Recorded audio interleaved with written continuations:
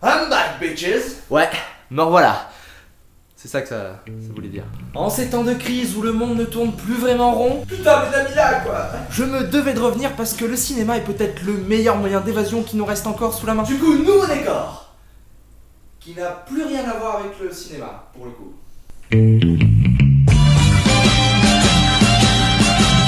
Puisque l'évasion est au programme du jour, j'ai décidé de vous parler de la nouvelle Nolanerie qui vient de sortir. Ouais, en fait, quand un mec pèse autant à Hollywood et peut autant faire ce qu'il veut, on ajoute le suffixe ERI juste à la fin de son nom. Du coup, ça fait qu'il y a tout un tas de trucs qui riment avec le mot connerie.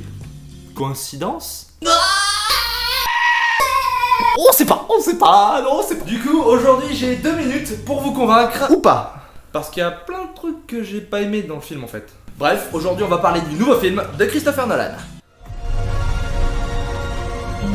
Murph, I love you forever.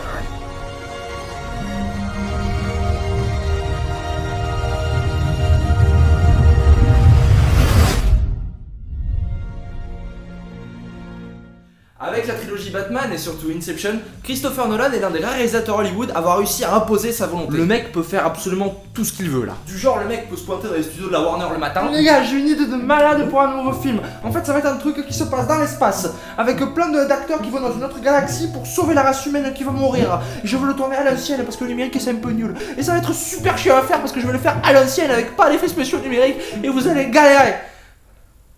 Ça va rapporter de la thune? Oh bah oui, y a pas de raison. Ok, bah je te fais un chèque alors. Pourquoi tout le monde parle avec un accent? Ils sont pas fondamentalement sud. Du coup, cette très grande liberté accordée au réalisateur fait qu'on prend tous les défauts et qualités propres à l'homme. On va tout de suite aborder les sujets qui fâchent en parlant des défauts du film. Tout d'abord, il faut savoir que Christopher Nolan a un amour maladif pour les effets spéciaux à l'ancienne. Il a notamment entièrement tourné son film en pellicule, alors que de nos jours, tous les films sont tournés, ou presque, en numérique. La magie des tournages en colocation. Tu vas manger ? Ouais, je vais manger, je cherche un truc à manger, tu vois ce que je veux dire? D'accord. Alors, on pensait avoir acheté des cordons bleus. On a acheté des steaks 3 fromages au jambon. S'ils ont pas mis le nom cordon bleu, c'est qu'il devait y avoir une couille quelque part quand même. C'est la minute Maïté dans l'émission. Il a aussi beaucoup utilisé les caméras IMAX. Il faut savoir que sur une caméra standard, les pellicules font cette taille-là. Pour les caméras IMAX, cette taille-là. C'est plus gros quoi. Du coup, il y a une meilleure qualité d'image. Mais ce n'est pas tout! La plupart des effets spéciaux du film ont été créés sans l'aide du numérique du coup, ce qui peut avoir un avantage et un inconvénient. Déjà du côté des avantages, la plupart des décors que l'on voit dans le film sont des décors réels, ou du moins construits, qui ajoutent énormément à l'ampleur du film et qui fait que c'est sacrément cool. Côté des points négatifs, on parlera des limitations qu'engendre du coup cette utilisation d'effets à l'ancienne. Pour les scènes dans l'espace du coup, l'utilisation de maquettes se fait grandement sentir et du coup on le sent quand même vachement limité dans ses plans.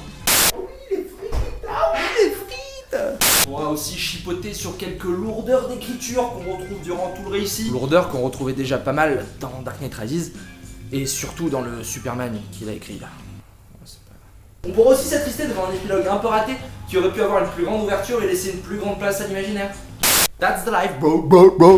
Mais bon, on va arrêter de faire les difficiles, le film a quand même d'énormes qualités. Oui. Notamment la première partie du film, qui est vraiment très réussi et qui permet par la suite d'amener une certaine émotion qu'on voyait très peu chez Nolan. J'ai pleuré.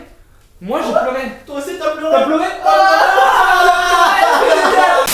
C'était caché, c'était caché. Ouais gros. C'est nos limites quoi.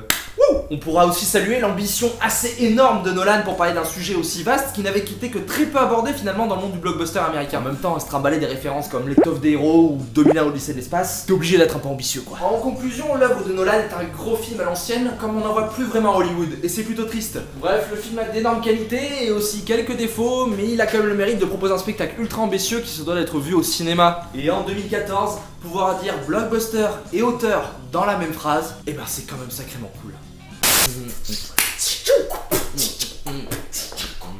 Donc là j'ai fini, donc là tu t'abonnes à ma chaîne et tu vas mater d'autres vidéos et je te revois bientôt. Tac. Free. Allez, à bientôt.